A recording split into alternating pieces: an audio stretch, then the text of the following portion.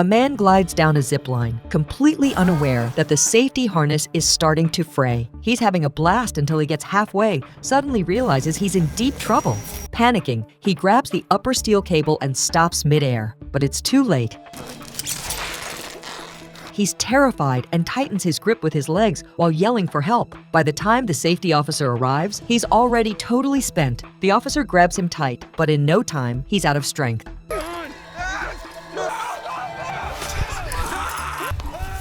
Ava sees everything unfold and quickly tells the staff to call an ambulance. She rushes down the slope, using landmarks on the cable to find where her husband Derek fell. Following the sound of his phone ringing, she soon locates him, barely hanging on. After getting him onto the ambulance, the paramedics won't let her in. Since they're on vacation abroad, Ava doesn't understand what they're saying. Not wanting to delay Derek's treatment, she snatches a hospital card and urges them to hurry.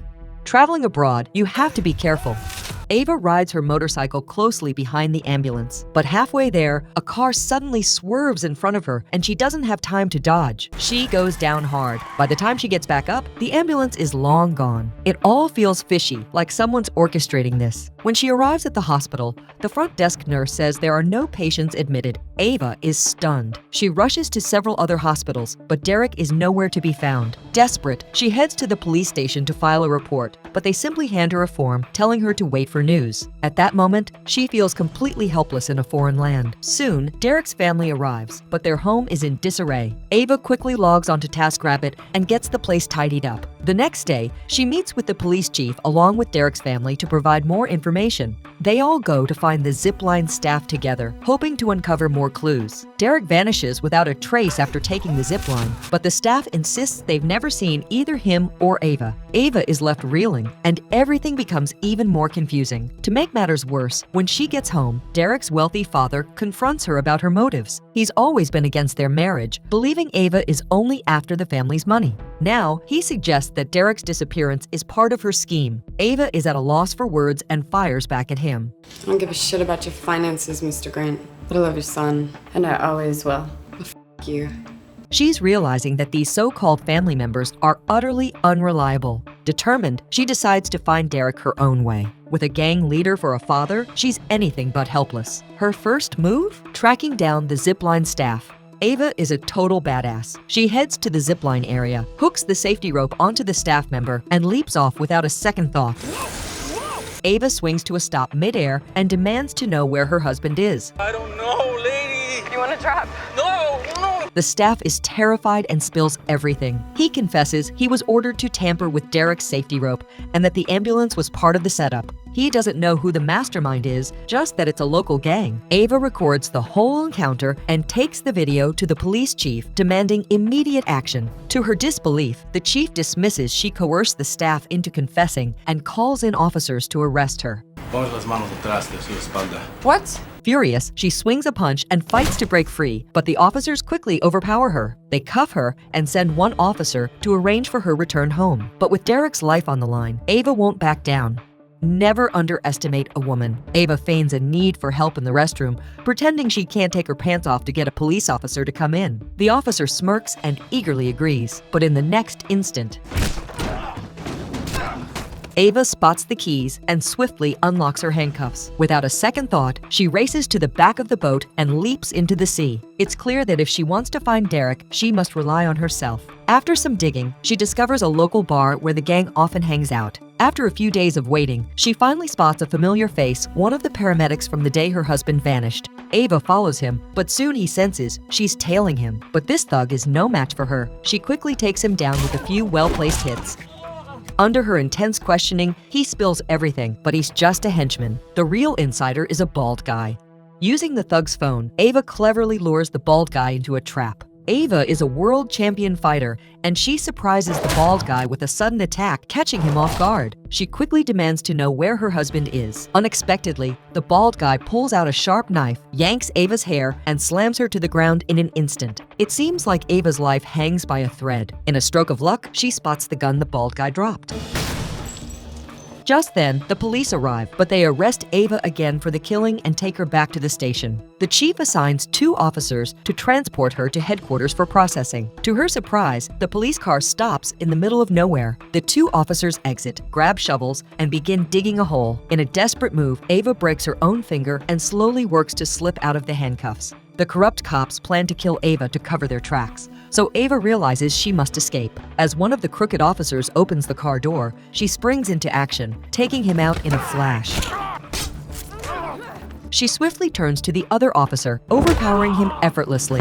After dispatching both officers, Ava sneaks into the chief's house. Seeing his sleeping daughter, the chief reluctantly hands over his gun and spills the truth. Derek is in the clutches of a local crime boss named Silvio Lugo. The chief admits he doesn't know why Lugo has Derek. He only did it for the money. All he knows is that Lugo suffers from a mysterious illness and visits a private clinic daily. The next day, Ava makes her way to the clinic. Seizing a moment when the doctor isn't paying attention, she snatches a plastic bag and slips it over his head. I want to know what happened to my husband. I want to know how he died and what happened to his body. The doctor gasps in panic and begs for mercy. Just then, she catches a commotion on the surveillance feed. It's Lugo's crew. While the couple is on vacation, Derek gets kidnapped. As they push him toward the operating room, Ava quickly changes into a nurse's uniform to disguise herself as a new nurse. ¿Y esta quién es? Es mi asistente nueva, es americana, pero es de confianza. Lugo's suspicions are raised by the unfamiliar face, prompting him to personally search her. Ay, Luillo, si la tiene apretada. When he finds nothing suspicious, he eventually relaxes. Once inside the operating room, Ava pulls out a gun she had hidden under the bed. Nobody fucking move! Fuck down! Who the f*** are you? I'm his wife. Confronted by her ruthless demeanor, Lugo immediately backs down. He reveals he has a medical condition requiring a bone marrow transplant, and by coincidence, Derek has the same blood type. That's why he orchestrated the whole scheme. Ava has no interest in hearing his explanation. She hoists her husband up and locks the door before trying to escape. But before they can get far, Lugo and his crew chase them through the back door. Thanks to the director's touch, Lugo seems to have more lives than a cat. Ava quickly springs into action, holding Lugo at gunpoint as she jumps into a car and floors the gas to make her escape. Lugo is incredibly bold. Halfway through their escape, he suddenly opens the car door and jumps out,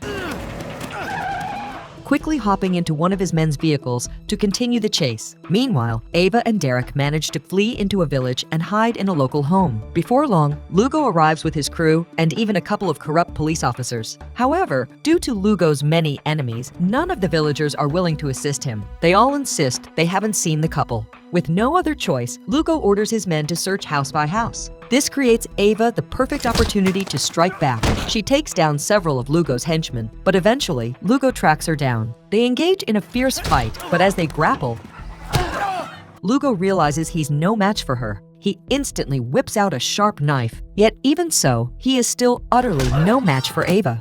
In an instant, Ava deftly snatches the sharp knife. Then, without a moment's hesitation, she presses it firmly against Ray's neck and completely subdues him. The once mighty bully has been brought low by a woman.